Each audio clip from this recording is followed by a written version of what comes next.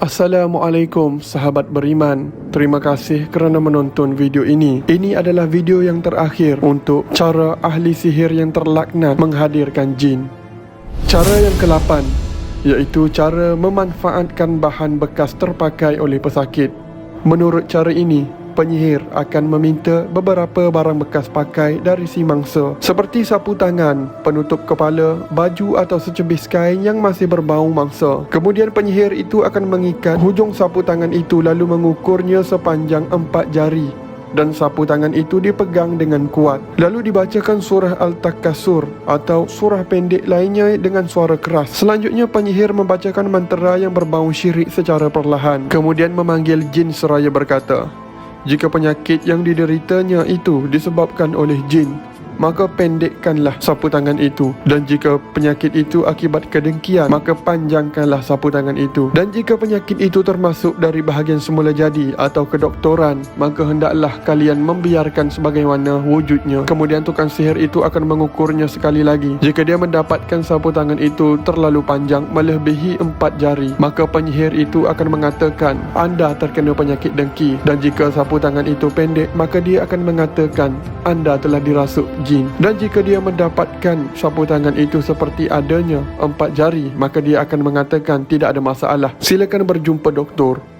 Upaya mengelabui apa yang dilakukan penyihir terhadap pesakit, di mana dia mengangkat suaranya ketika membaca Al-Quran dengan tujuan agar penyakit pesakit itu mengira bahawa penyihir itu mengubatinya dengan Al-Quran. Padahal kenyataannya tidak demikian, tetapi rahsianya terletak pada mantra yang dibacanya secara senyap, meminta bantuan dari jin, memanggil dan berdoa kepada mereka. Semuanya itu merupakan perbuatan syirik kepada Allah Subhanahu Wa Taala. Yang ke-9, menggunakan bahan-bahan sihir yang lain. Jika seorang menikam perut seseorang yang lain dengan pisau sehingga menembusi usus dan tali perut, tidak syak lagi bahawa dia mempunyai niat untuk mendatangkan kecederaan yang biasanya boleh membawa kematian. Begitu juga jika seorang tidak akan meletakkan pistol yang dia tahu berisi peluru hidup ke atas kepala seseorang yang lain dan menarik pincunya, kecuali dia ada niat untuk membunuhnya. Bagi kaedah sihir pula, untuk jadikan seorang mangsa dibenci, dipinggirkan, dibunuh, disakiti, bercerai-berai, menderita pelbagai penyakit dan kerosakan rumah tangga, maka ilmu hitam dan sihir menggunakan perantaraan benda-benda senjata seperti bahan-bahan kotor dan busuk digunakan untuk menyakiti organ dalaman dan membunuh mangsa. Bahan-bahan yang berbisa dan beracun juga digunakan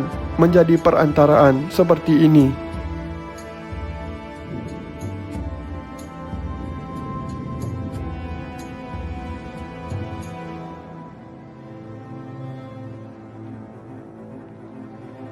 Untuk menyakiti fizikal mangsa dan membunuhnya, bahan-bahan yang tajam dan melukakan akan digunakan dengan cara menanam dalam tubuh secara gaib seperti ini.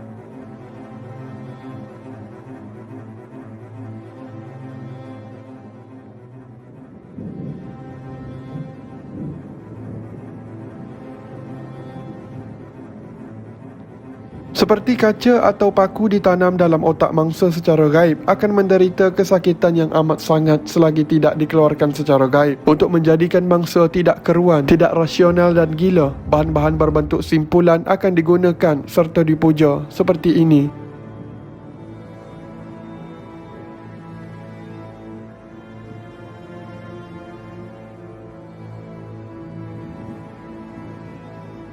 Untuk menjadikan mangsa bingung, pening, sentiasa tertanya-tanya, hilang fokus dan gila, bahan-bahan yang diambil dalam keadaan tidak stabil akan digunakan seperti ini.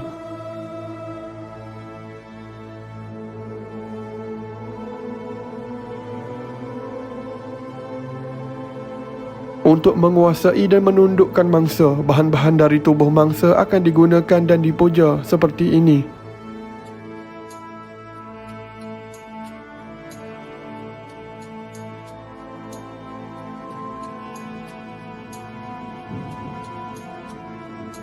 Untuk menyembuhkan mangsa jadi bodoh atau jadi pemalu atau dibenci atau diguruni orang, organ tertentu haiwan akan digunakan dan dipuja seperti ini.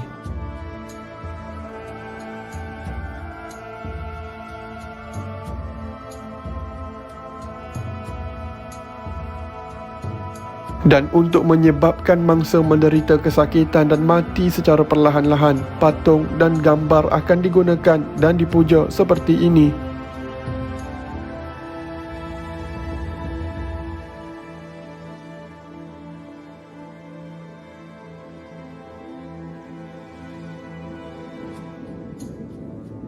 Ikatan sihir berbentuk patung yang dibuat oleh ahli sihir supaya kekal sakit selagi tidak diputuskan ikatannya, dengan menggunakan tatu yang dipuja dan menghadirkan 6,000 jin bagi memberi manfaat kekuatan zahir dan batin kepada empunya badan. Terima kasih kerana menonton video ini. Jika anda telah menonton ketiga-tiga video ini, silakan komen di bawah.